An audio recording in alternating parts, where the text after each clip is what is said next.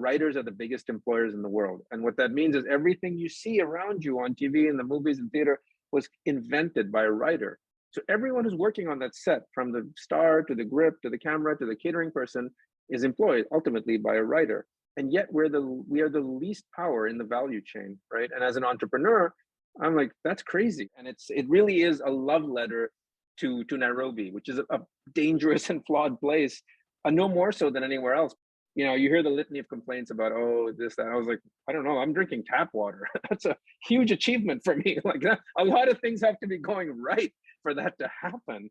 Story time with Stephanie. Hi, Storey. I'm art historical novelist Stephanie Storey. Welcome to my show, Story Time. I am already fascinated by a conversation I have not yet had, because my guest today is an attorney. He's also the co-founder of a company called TerraPay, which is dedicated to financial democratization worldwide. Fascinating. But he also lived in Nairobi, Kenya for like 10 years. And then he used all of the stuff that he learned while living in Nairobi as part of the inspiration in his debut novel, a Nairobi-based thriller called Truth is a Flightless Bird. Welcome to the show, Akbar Hussain. Thank you so much, Stephanie, for having me. It's a pleasure to be here. And after that intro, I feel kind of like going on after the Beatles. I hope it's not going to be too big a letdown. No, you've really had a fascinating life, and you're doing all kinds of interesting things. And I'm really interested in the journey of how you went through all this and you got to authoring. You decided a novel was the thing to do. But before we get to that, please tell my viewers at home a little bit about what your debut novel is about. So, as you said, Stephanie, I was living in Nairobi, Kenya, and it was a very Kafkaesque place.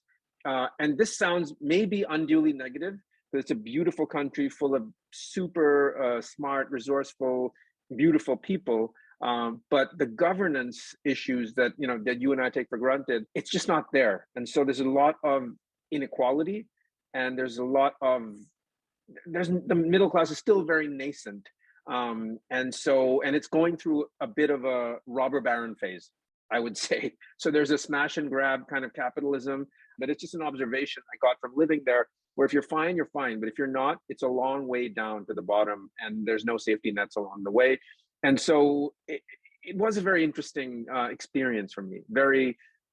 It changed the way I saw myself, and it changed the way I saw the world. So I thought Nairobi is a very interesting crucible.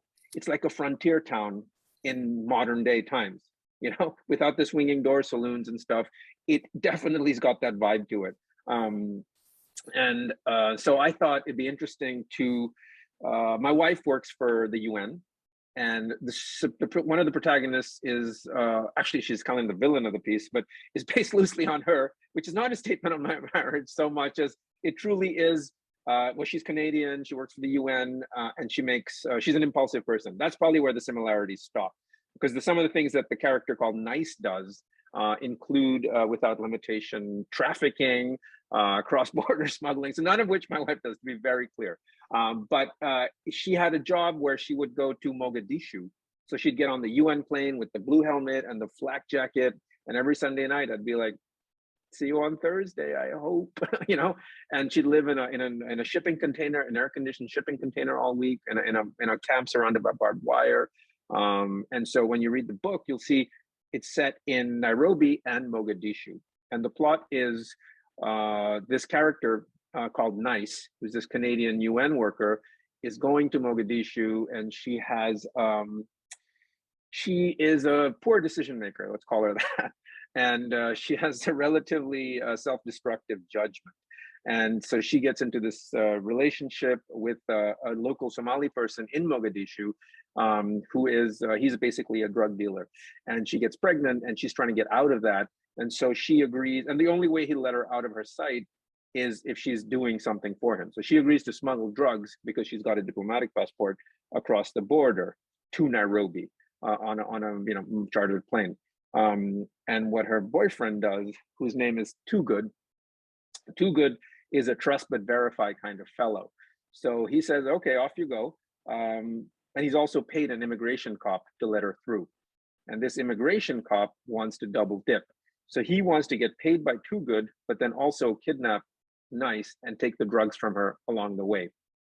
And waiting for her, because Nice, in true psycho fashion, wouldn't call an Uber to pick her up when she's smuggling drugs. She calls an old friend of hers, which is pretty inconsiderate, not to mention criminal, to pick her up from the airport. His name is Duncan, and he is an American pastor of kind of a new age church, like church as development work, also based on a friend of mine whose permission I've taken for this. So Duncan comes to get her, and she gets taken from him and kidnapped by this cop. And they have a terrible accident. And so the premise of the story is, how far is Duncan willing to go to get her back? Because he's also kind of in love with her at the same time. They went to college together. And so it's a story of him going into some of the more unsavory parts of Nairobi, the slums, and trying to struggle with himself, his middle-class sense of ethics and right and wrong, and see how far he can go to get her back without perishing, morally speaking and physically speaking, in the process. First of all, I find it fascinating that that you're basing so many of these characters and so much of this on real life people, right? You're taking inspiration from your wife. You were taking inspiration from a friend who actually called and said, hey, can I sort of use you a little bit? You're taking inspiration from your time living in Nairobi. This is obviously a thriller, so it's obviously really fictional.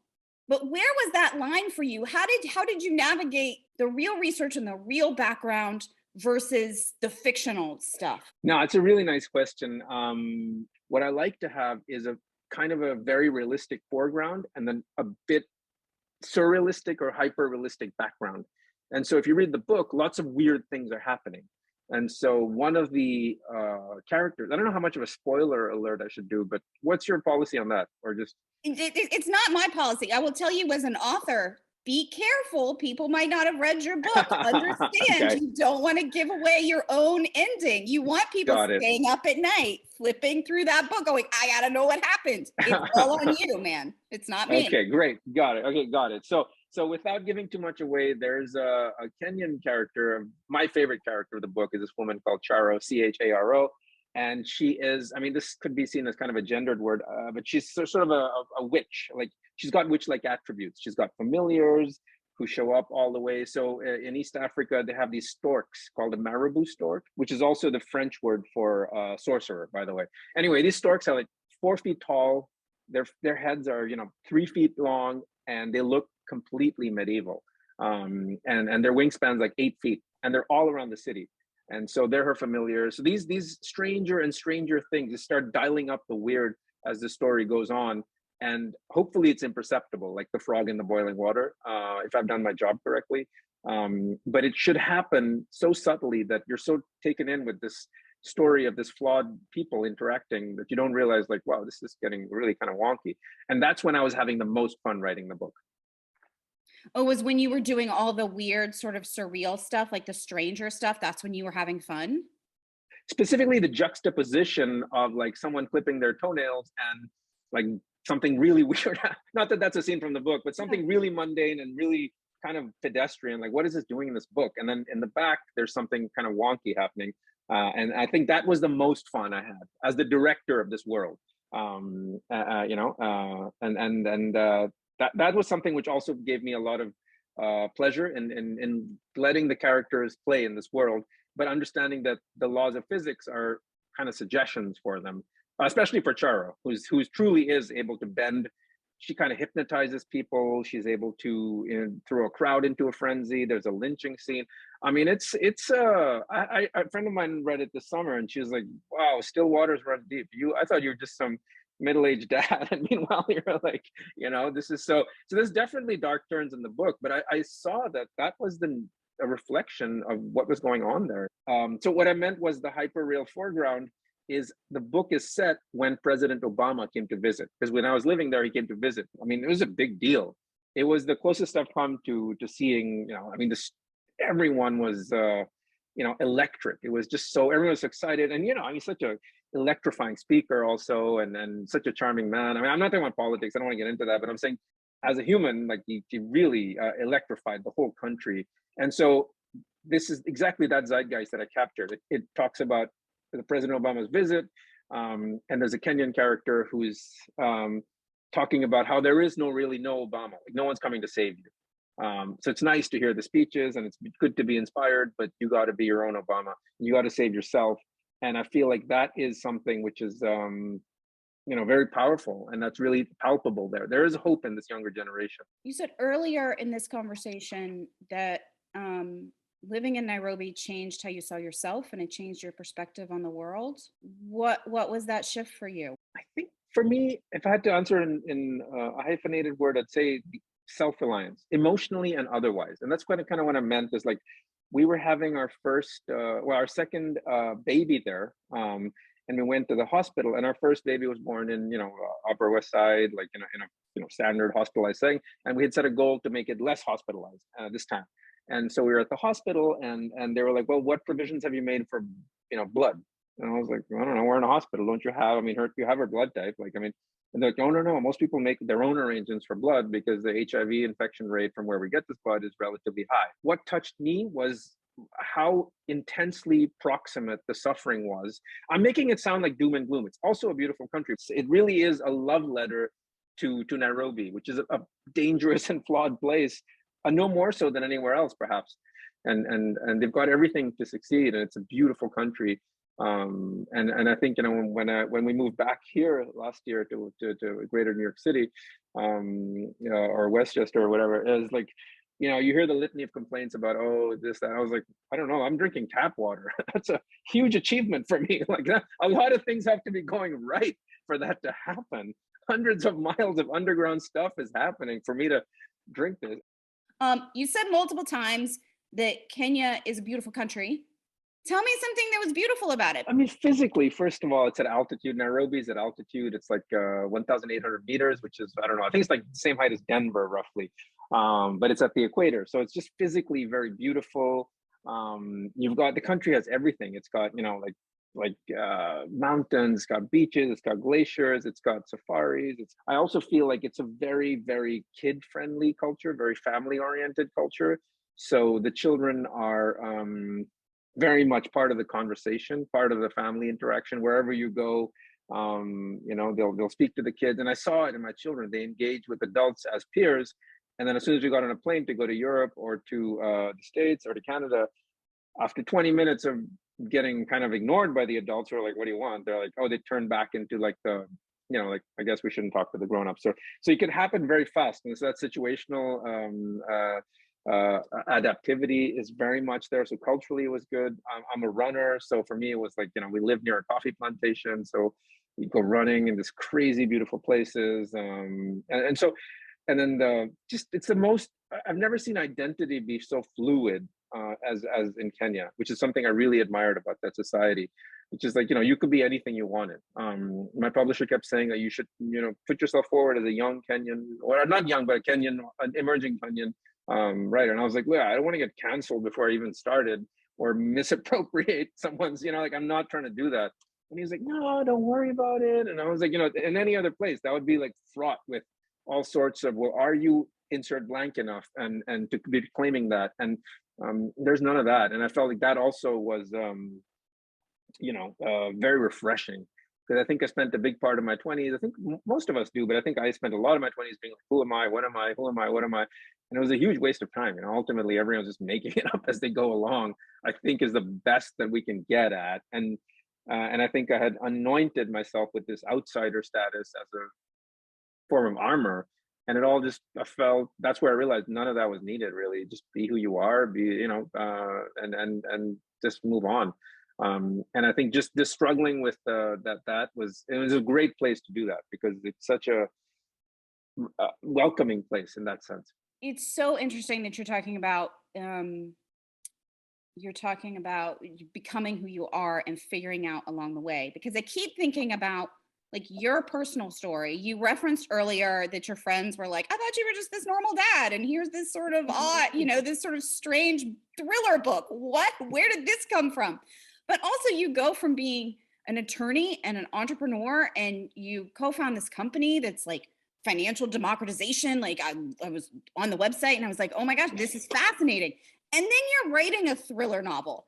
Where does that come from? Did you always want to be a novelist and then you wound your way to it? Or did this idea strike you from someplace? Like how did that evolution in your life to being a writer happen for you? I always wanted to be a writer. I always wanted to be a writer. I did not have the self-conviction required to take it seriously, to allow myself to be professional at it. And for 10 or 15 years, or since high school, basically, every book I read, I would throw over my shoulder and be like, amateur. I could smoke that guy. And I'll be like really, like kind of a really defeatist, kind of crappy attitude. And finally, my wife was like, every single book, you're like, really, you're so smart. Let's see it, And then, and I was doing. I used to do these like really long races in the desert, like these ultra marathons, and I was doing this ultra marathon in South Africa. It's on the border of South Africa and Namibia. Like you follow the river, and it's like a map reading and self-sufficiency challenge. And one day I got really badly lost. I read the map upside down, or I was dehydrated. I don't know what, and I found myself in this like dry riverbed. And I mean, I'm yeah. And then so basically, it's not like I was in fear of dying or anything. No, it's not that dramatic. But definitely had to wait for a couple of hours until the guy on the quad bike on the ATV showed up, and it was more sheepish than dangerous, because you're kind of like, you caused inconvenience to a whole team of people, possibly put them at risk, put yourself at risk, and now your ranking has gone way down also. So it wasn't a good day. But I was like, in that moment, I was like, this sucks. Like, it's super hot. I'm out of water. I don't know where the next checkpoint is. I'm such a dummy. And I was like, you know what, I should take this more seriously. And then that's really where it came to me. It's like, as soon as I get back to my desk, if I ever get back to my desk, I promise I will really honor but this thing. And I had the broad strokes of a story, but like I said, the story itself evolved so much over time. I mean, you know this, how many iterations. Like if someone asks you, how many drafts did you do? You're like, you're clearly not a writer, because that's not an answer that's susceptible of being answered. I mean, a question that's being susceptible of being answered.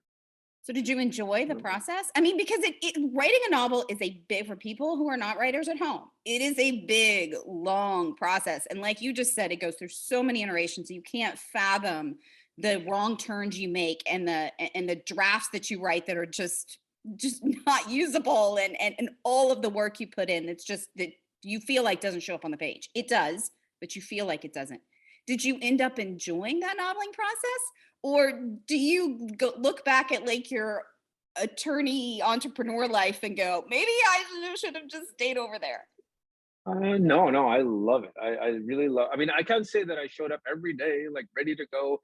It's kind of an amateur attitude. You're never going to be that. But like that feeling you get after you've got something which you think in that moment is good, and you probably tomorrow you wake up and it's like terrible. But that doesn't matter. Like in that moment, you're like, oh wow, I think I did something there. I think I was able to get some blood from the stone somehow. I don't know what I tapped into, and that's a remarkable feeling. That's a really a sweet feeling. And I think when it accretes over time, and you start stitching it together, and your rejection letters become less.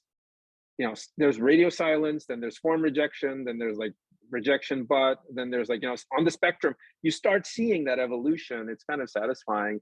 But I think what I should have done, and what I am doing with my next novel, is just, I'm not trying to sell it to anyone. I think I spent too much time. I think I spent almost 6 months only purely trying to, I'm going to use a kind of a ugly word here, pimp it out, and it's not, I don't know that that's kind of a, it's kind of that was very damaging to me. I felt like I was really redlining the engine, and taking on a lot of like other people's opinions, which may be sound, may not be sound. But what I've seen here is that it's crazy. I read this blog that how writers are the biggest employers in the world. And what that means is everything you see around you on TV and the movies and theater was invented by a writer.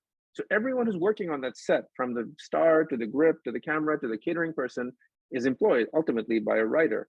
And yet we are the least power in the value chain, right? And as an entrepreneur, I'm like, that's crazy. The most valuable input is being treated as a sort of byproduct. And that, to me, that's crazy. So I would at some point like to combine those hats and have a company called like Storey Factory or something. I don't know if that name's taken, by the way, but where you vertically integrate, like get the writer, I'll be my first guinea pig. And instead of selling it to some tastemaker somewhere, you know, wearing a black turtleneck, who may or may not get your vision, believe in it. It's the golden age for media. It's the golden age for getting a cool story out there. And I think that was really satisfying with the story. Was it was directing this universe, and I could do all the things that I love in there. Like I love East Coast 90s hip hop. I love table tennis. I love running. So all these aspects are tucked into the story. And if you know me well enough, you're like, oh God, I know where that's from. And I think that was really satisfying. So they're not like Easter eggs; they're actually part of the process. And I really enjoyed that. And I feel like more writers should be much, much more emotionally self-sufficient. And it's hard. It's a hard skill because you got to put in the reps. Your novel has been optioned to potentially be a series. Now, an option's a long way from something getting made. That's a huge process. So my question for you is, since you've referenced it a couple of times that you got to direct the world. Mhm. How do you feel about, because when it goes to Hollywood, it's no longer yours. You're just going to Yeah. hand it over and somebody else is going to do with it what they want. How do you feel about that part of the process of having this novel, this thing that you have built, that's been your baby, that's been your thing, and you're just going to give it to somebody else and they're going to make their own piece of art about it? But how do you Yeah. feel about the letting go? I don't know that I have enough of a poker face. It's funny because in the option process, I'm still grinning like an idiot about the whole thing. And so we had a meeting with the studio, and kind of a famous. There's an NDA, so there's a kind of a very famous actor who, it wasn't him directly, it was his team, but he is of a different race than the way I wrote Duncan. And his team said, "Would you be willing to change the race of Duncan?" To make him an African American, which might be even more. Maybe I should have thought that's kind of cool story, or cooler, because the way I wrote it is a white dude. And right away I blurted out, I was like, "Yeah, no problem." The guy was like, "Yeah, we'll consider that. We would consider that." And I was like, no. I mean, I feel like Stephen King's got a good approach to that, where he's like, the book is the book, and the film is the film, and have at it. Like, do your best or do your worst, and that's how I see it. But maybe that's a very naive approach, and in 6 months you'll see me crying into my beer about it. But that, for now, that's how I feel. What did you learn from your years of being an attorney and starting this company and being in this world of financial democratization and entrepreneurship? What did you take from that you applied to your writing, either the craft of writing or the process of it or the selling of it? I don't know. What have been like the biggest takeaways that you have an entrepreneur feel like, I got this because I knew it from here and now I get to use it here? Yeah, okay, that's a great question. I mean, I think there's two parts to that. One is substantive, and one is sort of execution related. On the substantive side, financial inclusion, the reason there's a need for that is because the people selling financial services do not yet see people in developing countries at the bottom of the pyramid as potential customers. So the analogy that I would use is um, uh, selling shampoo in places like India or Bangladesh or Philippines. Everyone's got to wash their hair. I don't care who you are. Okay, I don't care if you're Jeff Bezos. Actually, he's bald. I don't know if you're white. Whatever. But I don't care if you're very wealthy or not. The point is, you got to. So these people are all potential customers, but they may not go to Costco and buy a $22 liter and a half of, because that assumes you've got $22 of disposable income. It assumes you've got a bathroom of your own. It assumes 100 things that may not be true. And so what this company Unilever did is they started selling sachets of shampoo, like in like McDonald's ketchup packets, for like 3 cents, 4 cents, 5 cents, in a strip hanging from a corner store. So you could buy 3 of those things for like 10 cents, for instance. And so right away, by changing the unit size, you opened up 1 billion new consumers, right? Which makes a lot of sense in hindsight. And we're trying to do the same thing for financial inclusion. And the substantive takeaway is that, I touched on it earlier, is that we have so much more in common, perhaps not with Jeff Bezos because he doesn't have hair and because he's, potentially, anyway, whatever, but not with him, but everyone else has a lot in common with each other. And we have, and so there's a certain universality to these stories. And I really wanted to write a story where everyone was free to make decisions. So it sounds like it's an affirmative action novel. It's not. It's the opposite of that. It's a human story. And when I watch movies like English Patient and books like that, I cringe. I mean, I find those really, really distasteful. And I see it everywhere. And having lived there, the privilege that lurks and the lack of self-awareness. I didn't want to go down that road. And so we're much, much, much more alike than we are apart in our motivations and our behaviors, the fact that we wash our hair, the fact that we want to send our kids to good school, whatever it is, it's all the same. So that is huge power to that. That's an engine for storytelling, in my opinion. So you take a strange, exotic locale, but you create a feeling of familiarity where you're like, oh man, that was a horrible thing she did, but I kind of empathize. Does that make me a bad person? That's when I feel like I'm doing my job well as a writer, and that's tough to get that alchemy right. So that's my long-winded answer on the substantive part. And on the execution part, you're alone in the foxhole. Nobody's coming to help you. There's no cavalry. There's nobody coming. It's you and you alone. And the sooner you realize that, the sooner you're going to get out of this. And as an entrepreneur and as a writer, as you know, it's a very, very lonely task. It is a super lonely task. You can have friends who are bored of your stories. But ultimately, it's you and that keyboard and that blinking cursor, and it's flipping terrifying. Anyone who says otherwise is, been drinking on the job or is not telling you the truth. And same thing with entrepreneurship. And I think both things, and also long distance running. I think all those things banish the sense of, I'm a phony and who am I to be here? Because you don't have time for that. All those thoughts are banished because you're like in survival mode. You got to get going. I'm so glad that you wrote a novel. I'm so glad that your debut is coming out. I am so glad that you're writing another one, that you are here to stay in this writing world, because I think your life has been amazing and your brain is fascinating and the way you think about things is fascinating. And that always makes for great reads, somewhere in there. So thank you, Aki, for being here and for sharing your story. And I can't wait to get my hands on the book and to read it. It's going to be very exciting. And I can't wait to get a new perspective on Nairobi. This is fantastic. Story time with Stephanie Storey. Story time virtually. We've got time and plenty of stories, talking stories in a novel way. Story time with Stephanie Storey.